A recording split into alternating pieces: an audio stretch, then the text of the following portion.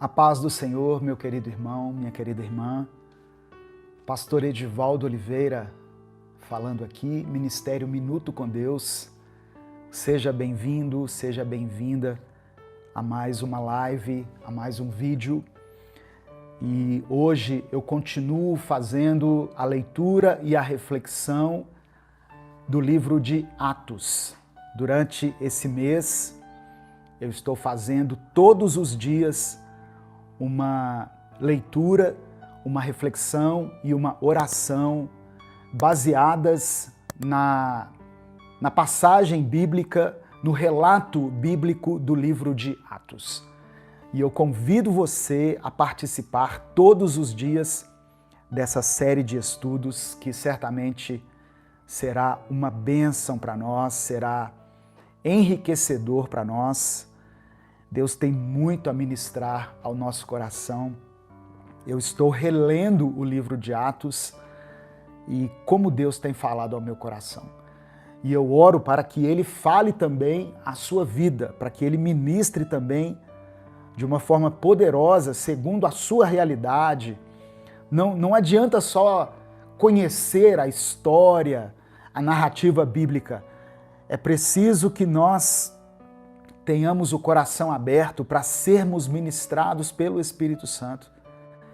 E hoje, essa passagem aqui que eu vou ler, de Atos 2, eu vou ler alguns versículos, mas ela é uma das passagens mais belas da Bíblia, mais significativas e que certamente tem um efeito até hoje na nossa vida, na vida da igreja. É uma passagem que fala sobre a vinda do Espírito Santo. Lembra que em Atos 1 eu falei sobre a ascensão de Jesus aos céus? Jesus deu ali as últimas instruções aos discípulos e subiu aos céus. Em Atos 2 fala sobre a vinda do Espírito Santo, como que o Espírito Santo impactou a vida dos discípulos e como que eles iniciaram aquela grande obra que Jesus havia confiado a eles de uma forma corajosa, de uma forma intrépida, porque eles estavam cheios do Espírito Santo. E a minha oração é que você também seja cheio do Espírito Santo, aonde você estiver, porque para Deus não há limites geográficos. Nós estamos falando aqui eu estou falando aqui de Belo Horizonte. Você está ouvindo em vários lugares aí do Brasil e do mundo, mas a presença do Espírito Santo, ela não está limitada a isso.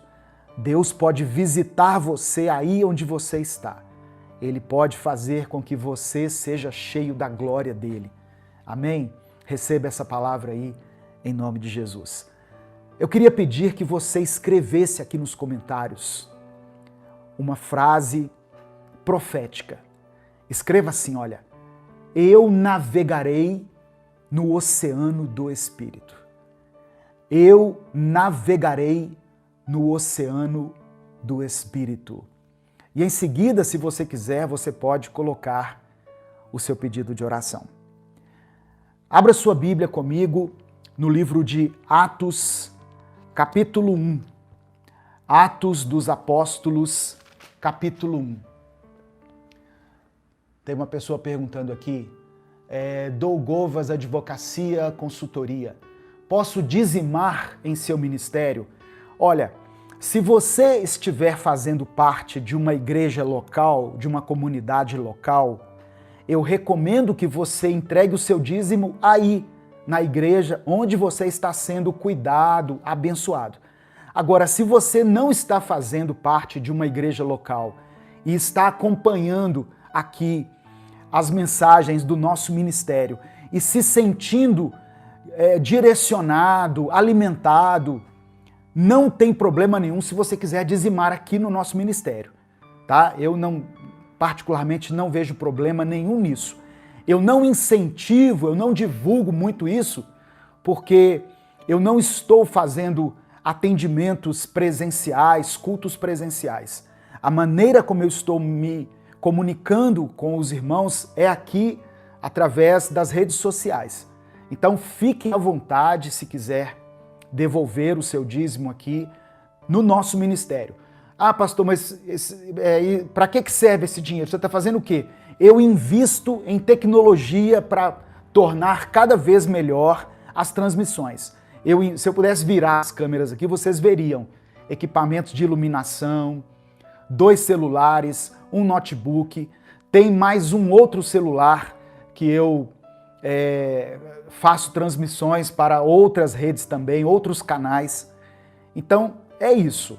Esse é o investimento que nós temos apostado aqui. Tornar a mensagem do Evangelho, levar a mensagem do Evangelho de uma forma clara, de uma forma com um som que esteja com uma boa qualidade para que as pessoas ouçam e entendam e recebam no seu coração. Então fique à vontade, caso você queira contribuir, né, e nos abençoar, tá bom? Eu quero ler com você Atos capítulo 2. É um capítulo maravilhoso. Eu não vou ler todos os versículos, mas assim, aquilo que eu leio aqui fala muito ao meu coração. Presta atenção. Atos capítulo 2, a partir do versículo 1. Quando chegou o dia de Pentecostes, todos os seguidores de Jesus estavam reunidos no mesmo lugar.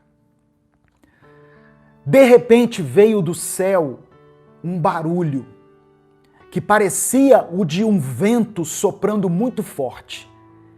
E esse barulho encheu toda a casa onde estavam sentados. Então, todos viram umas coisas parecidas com chamas, que se espalharam como línguas de fogo. E cada pessoa foi tocada por uma dessas línguas. Tente imaginar essa cena. Eles estavam em um lugar, deve ser um lugar grande, porque um lugar para caber 120 pessoas é um lugar relativamente grande, um cômodo relativamente grande.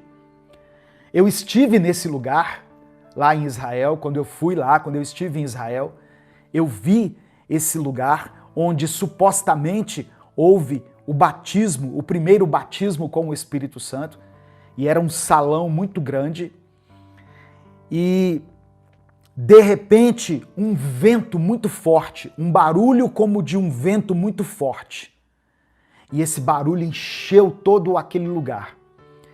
De repente, além do barulho, eles viram algumas coisas parecidas com chamas. Sabe quando cai uma estrela cadente que faz aquele rastro no céu? Eles viram aquelas coisas como chamas e aquilo se espalhou no lugar como línguas de fogo. E cada pessoa foi tocada por uma dessas línguas. Cada pessoa que estava presente ali naquele lugar foi tocada por uma dessas línguas. E aquele toque fez com que, o versículo 4 diz, todos ficaram cheios do Espírito Santo e começaram a falar em outras línguas, de acordo com o poder que o Espírito dava a cada pessoa. Cada pessoa que estava ali foi tocada pelo Espírito Santo e começou a falar em outras línguas.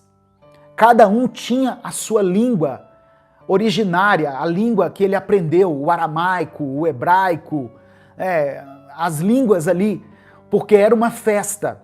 Então havia pessoas de vários lugares, mas quando o Espírito tocou neles, eles começaram a falar em outras línguas. Aqui Deus já ministra ao meu coração. Uma das primeiras coisas que o Espírito Santo faz quando ele nos toca é mudar o nosso linguajar. Deus toca na nossa língua. Deus toca na maneira como falamos, na maneira como nos expressamos.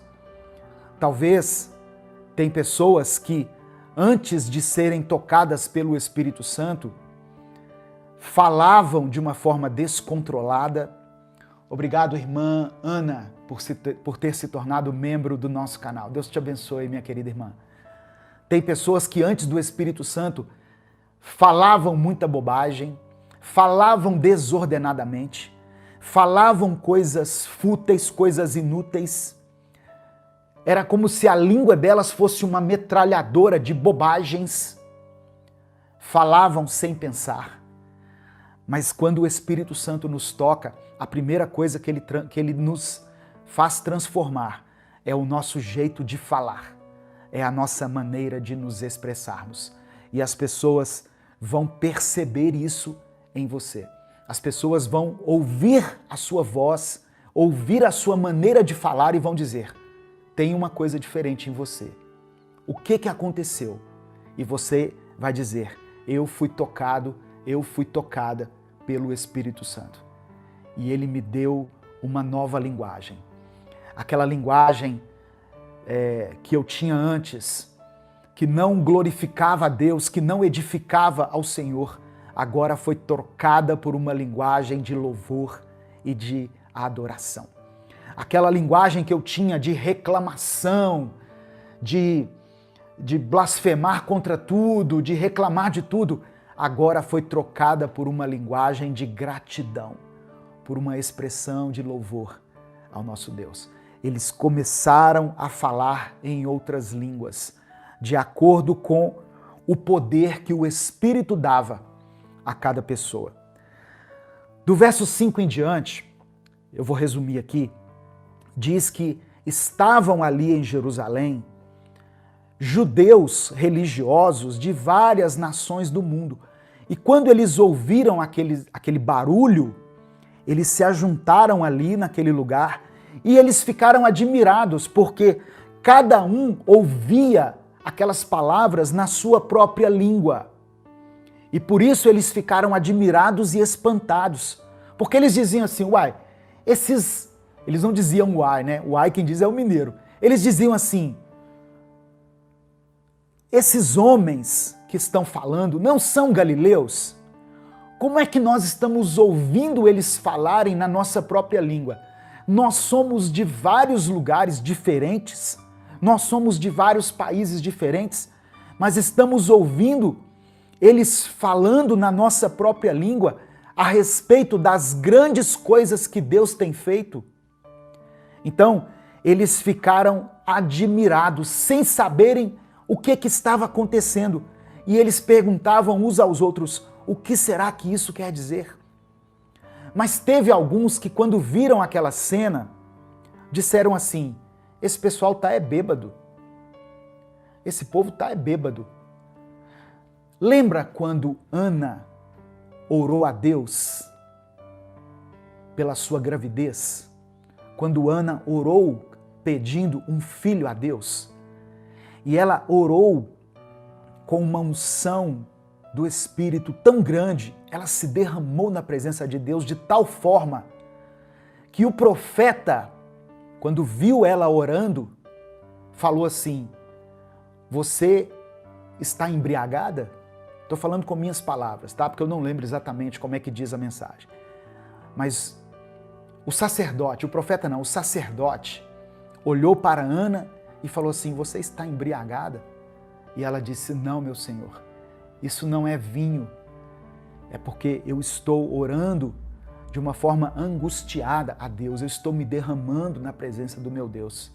Aí o sacerdote falou assim: a sua oração foi ouvida.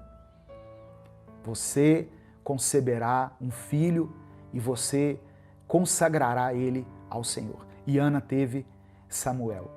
Às vezes nós podemos estar num estado tão grande de intimidade com Deus, com o Espírito Santo, que as pessoas vão olhar e não vão compreender o que está acontecendo conosco.